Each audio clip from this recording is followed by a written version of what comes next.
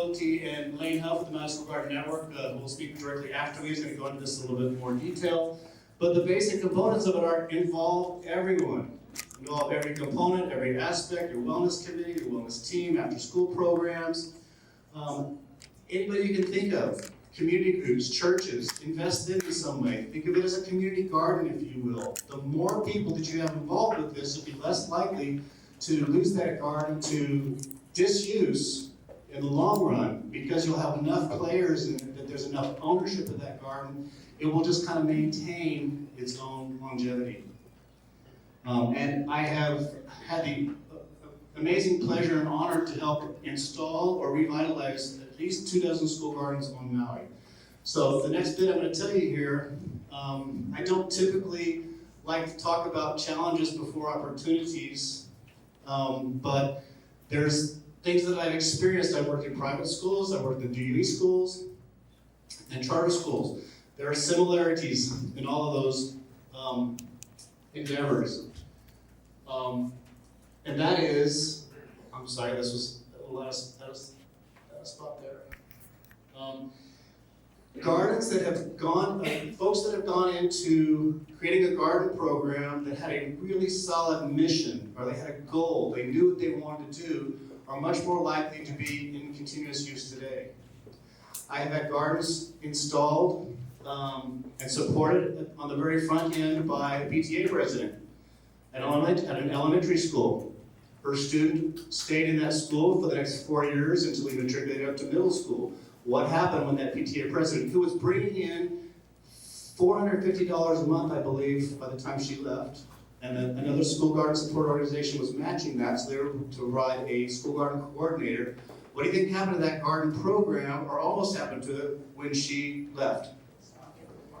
Not stopped, but the new principal came in. Oh, one other thing, it's really, really challenging to come up here and talk about school gardens sometimes, because it's a real personal thing when you start talking about specific situations in different schools. So some of you might know the situation here, but it's important to understand and appreciate that you have to have more than just one or two people who are really keen on getting this done. This could apply to a principal, this could apply to your main science teacher who might be driving the project, but in this instance it was a PTA president who moved on. At the same time, a new principal was coming on board, so things were really looking grim. There was a possibility that instead of gardening being funded, it might be golf lessons. So this was the reality of the school for a small amount of time before they figured out, okay, no, this is just really important. The teacher showed up at the PTA meeting and said, we're going to continue to do this. So the ultimate mission, the ultimate thing that I had to tell you today is just really, really build that support. And there's lots of different ways you can do this.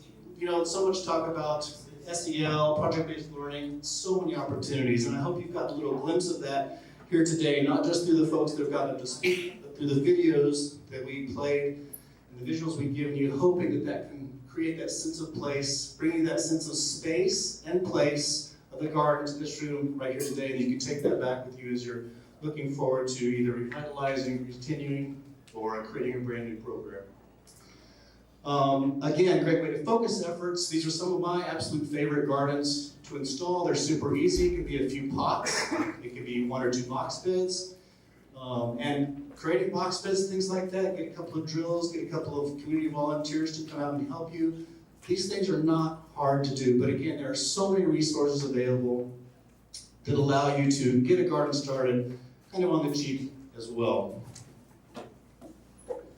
So start with what you can manage, cultivate volunteers, that's the most important component here, that's for long-term sustainability. And send your key people to workshops and trainings. I know we say that about everything, but it's really key for school gardens because you'll have somebody who's super, super excited about it, but they say they have a black thumb. Well, I don't actually believe that's true about anybody. But there are resources available on your islands through workshops and trainings that are already regularly scheduled, and we're trying to kind of roll out some opportunities for some of our school garden professionals on each island to kind of support as well. So I don't know if we had a postcard out for information on that, but something to check in with your network coordinators on each of your islands. And let's see, out here. And remember, what is it? Yeah. BTTSWTHC. What is it? People tend to support what they don't bring in. That's exactly right. Thank you guys.